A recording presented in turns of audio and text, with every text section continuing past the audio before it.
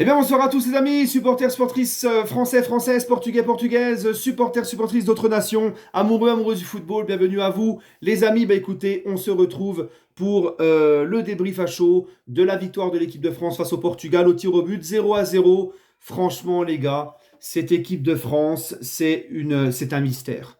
Cette équipe de France, c'est une dinguerie, c'est un mystère. Je pense qu'il faudrait le mettre dans un thème de philosophie au bac, l'équipe de France. Cette équipe de France, les amis, qui ne réussit pas à marquer un but dans le jeu en 5 matchs. Tu es en demi-finale de l'Euro. Tu ne marques que 3 buts depuis le début de la compétition. Aucun dans le jeu. Aucun dans le jeu.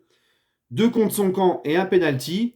Une équipe de France qui, au niveau du jeu, ne propose quasiment rien. Offensivement, qui est très maladroite, qui fout tout à côté, rien au fond pratiquement dans le jeu et qui rate beaucoup ses occasions. C'est comme ça depuis le début.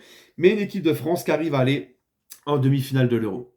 Voilà. C'est quand même dingue, c'est incroyable. Alors nous, Français, bien évidemment, on ne va pas s'en plaindre, puisque comme je vous l'ai dit, de toute façon, les gars, tant que ça gagne, eh ben, nous, ça nous convient. C'est ce qu'on retient, c'est le plus important. Voilà. Et on ne pourra rien dire tant que tu gagnes. Bah écoute, voilà. Hein, même si on critique le jeu, même si encore, oui, ce soir, je me suis fait chier, c'était une purge. Et voilà. Maintenant, ce qui est bien, c'est que la demi-finale qu'on va avoir contre l'Espagne, ça sera face à un adversaire complètement différent de ce qu'on a l'habitude de voir depuis le début de cet Euro. C'est-à-dire que l'Espagne, ce ne sera pas comme la Belgique et le Portugal qui ressemblent beaucoup à l'équipe de France. C'est-à-dire, on défend bien, on contre-attaque, on ne propose pas grand-chose dans le jeu, on ne se procure pas un nombre exceptionnel d'occasions. Mais là, on aura une Espagne face à nous qui presse haut et qui joue très bien. C'est d'ailleurs l'équipe, pour moi, l'Espagne, qui joue le mieux depuis le début de cet Euro et qui vient de sortir les Allemands à domicile. Donc on aura une belle demi-finale. Mais personnellement, encore, quand je vois le match de ce soir, j'ai l'impression que l'équipe de France, même si dans le jeu elle est éclatée au sol, t'as l'impression qu'il peut rien t'arriver. C'est vrai, moi c'est l'impression que ça me donne. J'ai l'impression qu'il peut rien nous arriver. C'est un délire. Parce que l'équipe de France, ben les gars, c'est toujours pareil. En fait, depuis le début de la compète, et même depuis très longtemps, l'équipe de France, c'est très faible dans le jeu. Offensivement, les gars n'y sont pas du tout et ne proposent pas grand-chose et loupent tout. Mais par contre, dans le don de soi, dans le défi physique, au niveau de la défense, rien à dire. Voilà. Et cette équipe de France, elle est très compliquée à bouger. Et quand bien même tu arrives un peu à la bouger, t'as Maignan qui fait le job derrière. Parce que les Portugais, à un moment donné, en deuxième mi-temps, avec les arrêts de Maignan, ce qu'ils loupent, c'est incroyable. Donc voilà, tu gagnes au tir au but. Là, on voit clairement que les tirs au but ont été travaillés, c'est ce qu'on avait entendu, par le staff de l'équipe de France à l'entraînement, chose qui n'avait pas été faite à l'Euro 2021 là, avec l'élimination contre la Suisse. C'était d'ailleurs honteux de ne pas préparer les tirs au but. Mais cette fois-ci, ça y est. Maintenant, les amis, bah écoutez, l'équipe de France, que dire? Que dire? Moi, j'aimerais parler de quelqu'un, c'est Kylian Mbappé. Alors, je sais, vous allez me dire, tu fais une fixette sur Kylian Mbappé, pourquoi tu parles que de lui? Oui, je sais, il y a Griezmann, Dembélé qui est maladroit, Griezmann qui est en dessous aussi dans cet euro, qui ne fait pas un grand euro, Colomoni qui ne fout pas un pied devant l'autre, Thuram c'est Casper, je le sais tout ça, d'accord? Et il n'y a pas que Mbappé qui loupe, qui ceci, qui cela. Mais Mbappé, les amis, on parle d'un mec qui est considéré comme beaucoup, comme le meilleur joueur du monde. On parle d'un mec qui est, s'il n'est pas considéré comme meilleur du monde, qui au moins en fait partie des meilleurs du monde, qui a marqué 41 buts, je crois, en équipe de France à seulement 25 ans. C'est la star de ton équipe de France. C'est sur lui que repose tout et tout le monde joue pour lui et tout autour de lui. C'est le joueur. Donc, excusez-moi, les amis, c'est la star de ton équipe. Excusez-moi, les amis, d'en attendre beaucoup plus de lui et d'être plus exigeant de lui et d'en attendre beaucoup de lui. Et c'est très décevant. L'euro de Mbappé est catastrophique. Je ne l'ai jamais vu chier autant une compétition avec l'équipe de France que celle-ci. Il est nul à chier. Il ne fait aucun effort défensif. Il ne fait aucun pressing. Il ne joue plus sur ses qualités de vitesse, profondeur de jeu, faire des appels, tout ça. Maintenant, monsieur veut faire le créateur, il joue arrêté, il veut orchestrer le jeu, il redescend, il fait pas il fait pas les appels quand il faut. On dirait, tu sais, qu'il veut faire vraiment le numéro 10 comme il le porte sur son numéro, mais tu n'as que le numéro en commun avec un vrai numéro 10. Tu n'auras jamais les qualités Mbappé pour jouer comme un créateur, faire le créateur et jouer comme un numéro 10. Tu n'auras jamais ces qualités-là. Par exemple, Neymar, quand on savait qu'il était cramoise, qu'il foutait plus un pied devant l'autre, qu'il avançait plus, qu'il avait même du mal à éliminer les mecs en 1 contre 1, il lui restait quand même son jeu de passe et son QI football.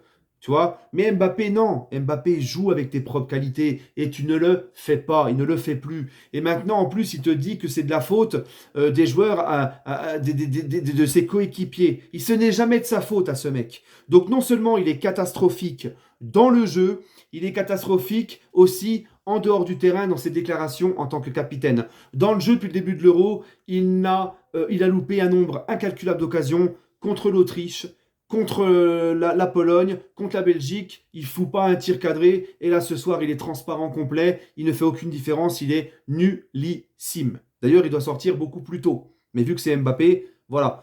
Donc Mbappé, les gars, au-delà d'être nul depuis le début de l'Euro sur le terrain, il est nul aussi dans sa com. Rappelez-vous, quand il est arrivé en équipe de France avant de commencer l'Euro, il nous expliquait que s'il avait été mauvais en fin de saison avec le PSG, c'est à cause du PSG, parce qu'il était malheureux et j'en passe et ceci et cela, puisque ce n'est jamais de sa faute. Et il nous avait dit, vous verrez, maintenant je suis libéré, etc. Il avait même dit, rappelez-vous, qu'il voulait marquer cet Euro de son empreinte. Il faudrait peut-être marquer tout court, j'ai envie de te dire. Tu vois, voilà. Il a mis un but, c'est un penalty. Ok, Griezmann aurait pu le mettre, Thuram aurait pu le mettre, n'importe qui aurait pu le mettre. Ce soir, il y en a 5 qui les ont mis, leur penalty.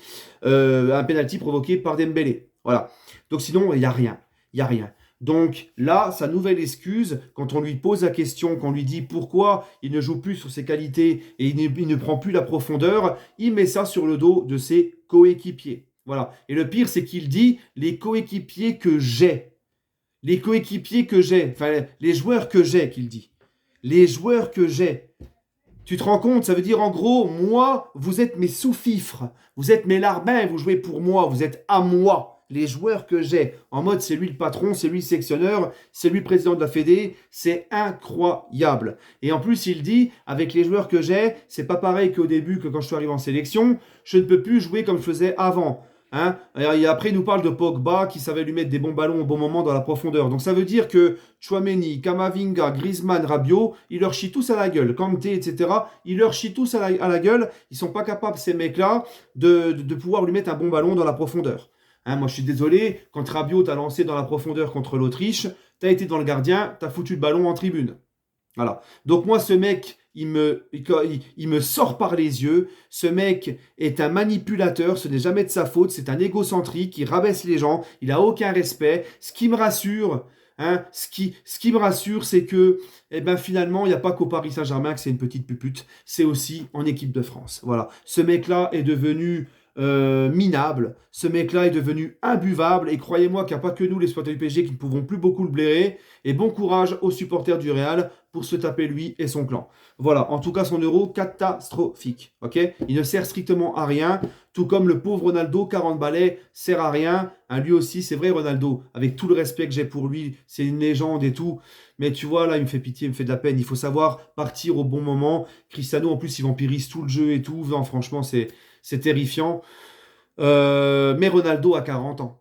Et Mbappé, le problème, c'est qu'Mbappé, il a 25 ans, et là, il te pond des performances à la Ronaldo qui a 40 ans quand même. Hein, il te pond les mêmes performances, là. D'accord, que Cristiano ce soir. Donc, mais sauf Cristiano, lui, il a 40 ans, il n'a pas 25. À 25 ans, Cristiano ne te pendait pas des prestations comme ça dans une grosse compétition.